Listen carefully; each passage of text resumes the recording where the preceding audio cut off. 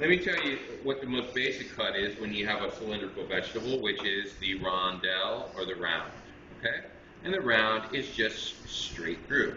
It's just a straight slice. When it's not specified, you should be doing this at 1/8 of an inch. Okay? That's a nice slice when it's not specified. All right? So I've just made a bunch of rounds. So this is called a round or a rondelle. Okay? Now, if I start to angle my knife at 45 degrees here, and then I start to make a series of cuts following that 45-degree angle, I am then cutting at a bias. So this is the bias cut. And you see that I'm just maintaining my angle. What's the degree again? 45 degrees. So what's it doing? It's making more surface area. Right? And it's giving me a completely different look.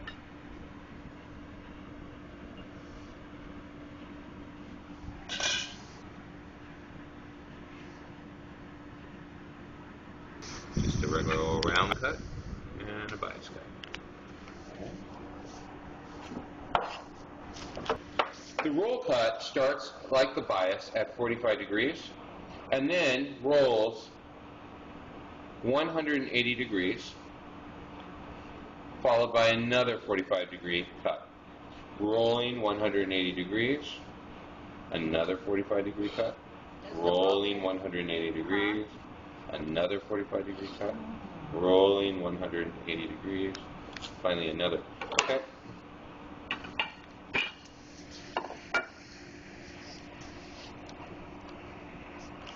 And this is going to give you a nice architectural look. So like when I'm roasting, I see how some sit like that and others sit like that, and it gives you a cool look on the plate. I like to throw them in stews and, like I said, like when I'm roasting. Yeah, the oblique cut is very similar. So we've started at a 45-degree angle. Now we're only going to roll 90 degrees. And at 90 degrees, we will make another 45-degree cut. Then 90 degrees. So now we're cutting right through the face of it, right? Instead of going 180, we're only going 90. Okay, so that's the oblique and the roll cut, okay? The roll cut, 180 degrees. The oblique cut, just 90.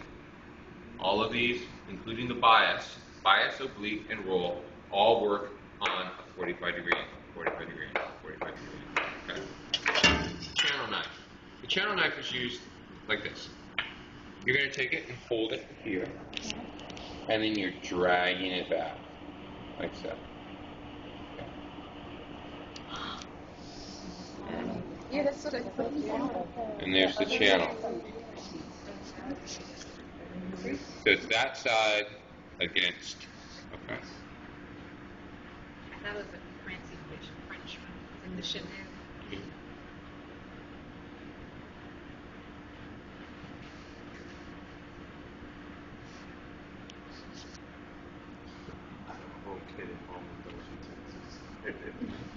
Okay, right?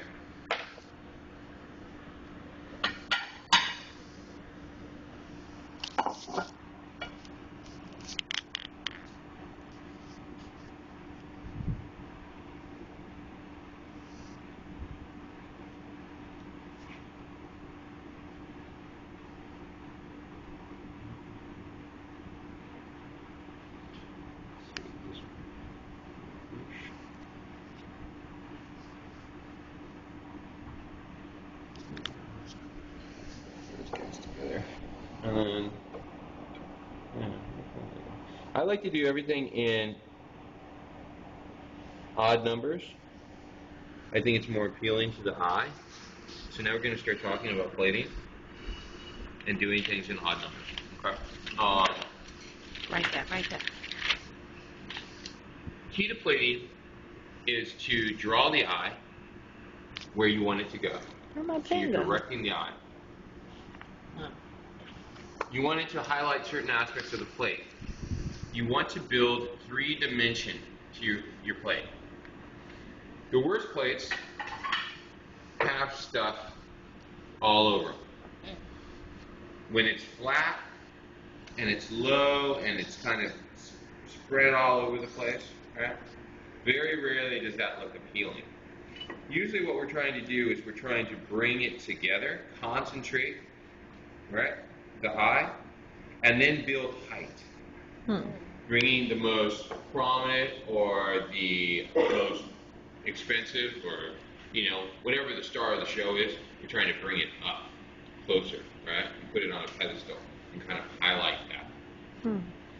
So we let our sauces kind of decorate the plate here, or called nappe the plate. And then we bring our other things together and we want to build dimension. Okay? It gives it a very elegant look. We don't want to overcrowd the plate. Very bad to overcrowd the plate. It makes the food look messy.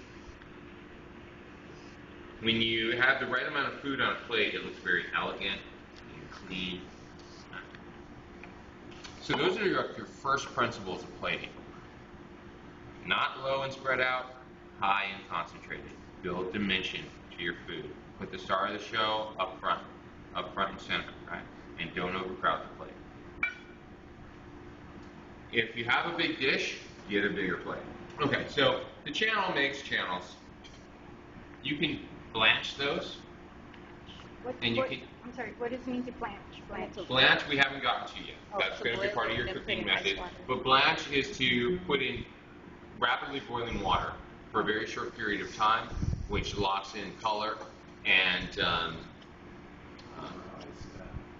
you know, what it really does is it locks in color and it par cooks. Okay? And then you're going to put in an ice bath, followed by an ice bath most of the time. What's that different To asparagus? stop the cooking process. That's blanching. It's one of our moist heat techniques. Okay?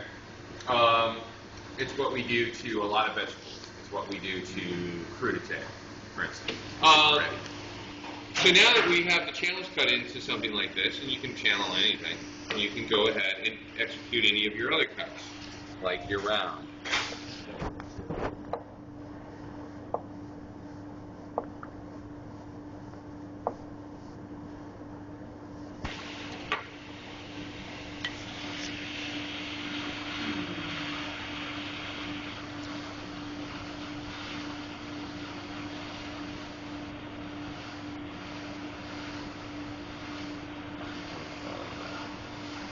And then we can do the same for our carrot. We could go ahead and channel the carrot. Gotta be careful, it slips. The amount of pressure that you use on that is You'll feel it. how deep it goes? Yeah. Or, okay. Well, I mean, you can only go so deep, but you'll feel it, the right amount of pressure when you do them. You're about to do it in just a couple seconds.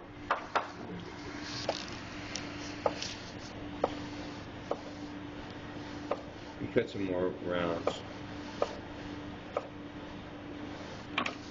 Funky looking rounds. They're cute.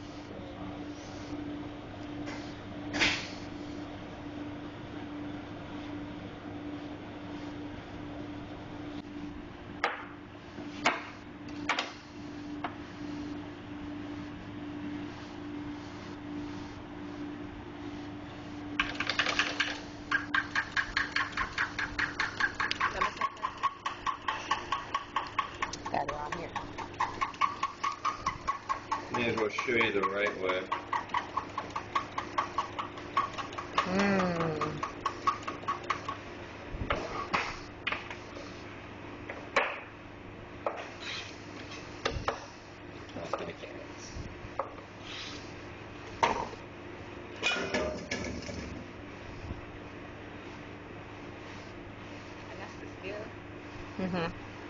Use it to make a hole.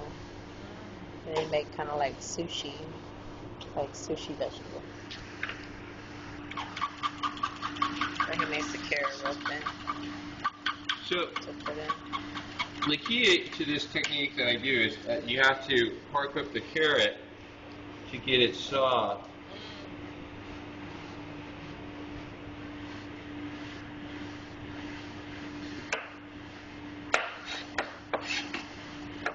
interesting thing is that I don't keep it raw. I go ahead and saute it now.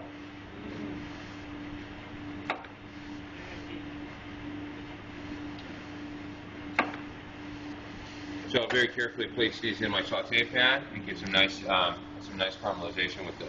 And people just trip out on them. I like to. It's like, how did you do that? Thank you. Oh my god. Oh my god, Chef, you're cool. Food probably like $35 Right? Like, that's an entree, y'all. Okay. Or you could probably do like canapes or something. Mm-hmm. Yeah. But I mean, when you serve this as your vegetable side, and these are sauteed, Right. yeah, Awesome. it's unbelievable. Celery. Nice. Which is not green rhubarb. Oh my god. Okay, note to self. Celery, carrot, and onion. That's the trinity. Okay? Right there. That's called mirepoix. I'm gonna be so fancy after this. Gonna be at home all bougie. People are gonna be like, "What?" I know. And the colors are really eye-catching.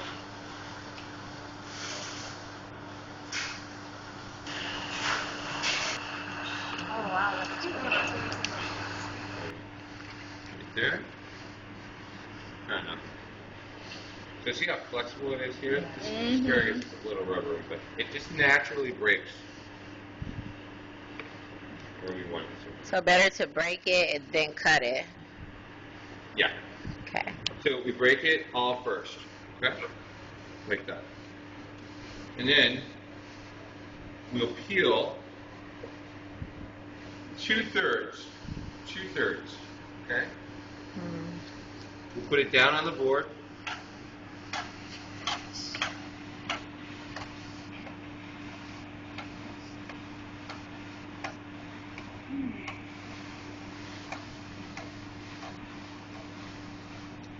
There we go. And just kind of taper it. So. And you got your fancy asparagus spear. It's more attractive. Yeah.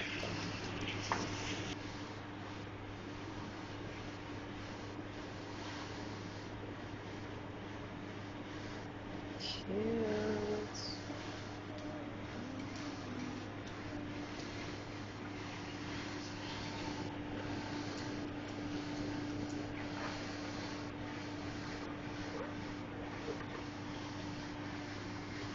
Okay, let's go over fabrication. Fabrication is a fancy way of saying cut. So when I say fabricate chicken, fabricate that bell pepper. All I mean is cut it up. When when you're going to the fabric store, that's what it means to be cuts.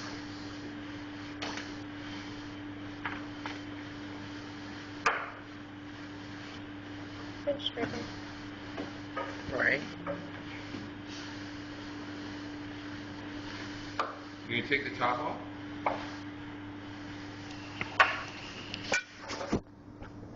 Now, some chefs will allow you to simply take the bottom off, like that. Stand it up like so. Split it down the side. And then just open it up. And then you can get one nice piece. Okay. And you see that it has the ribs inside.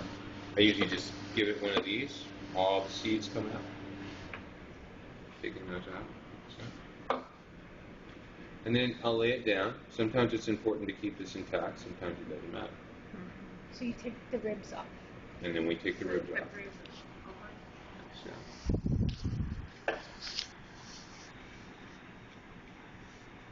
So is it pepper a fruit? Yes. Nice. Right? And you get your nice. And then from here, the most popular cut with the bell pepper is course, is the Julienne.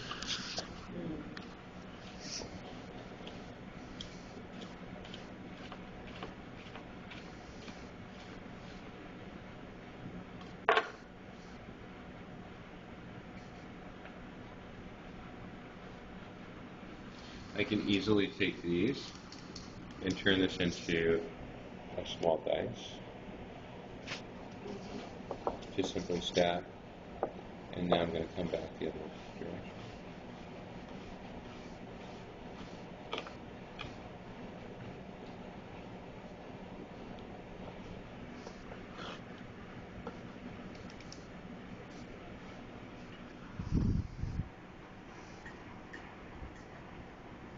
I'll make those like this.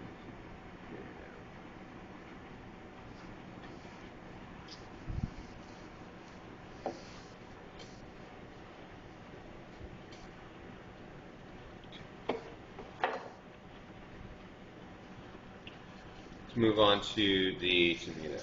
The tomato, very important. How do you break down the tomato? Cut off the spoon. Paring knife? You're going to core it. Here? You're coming in. How do you call that? I'm sorry. You just coring. Taking the core out.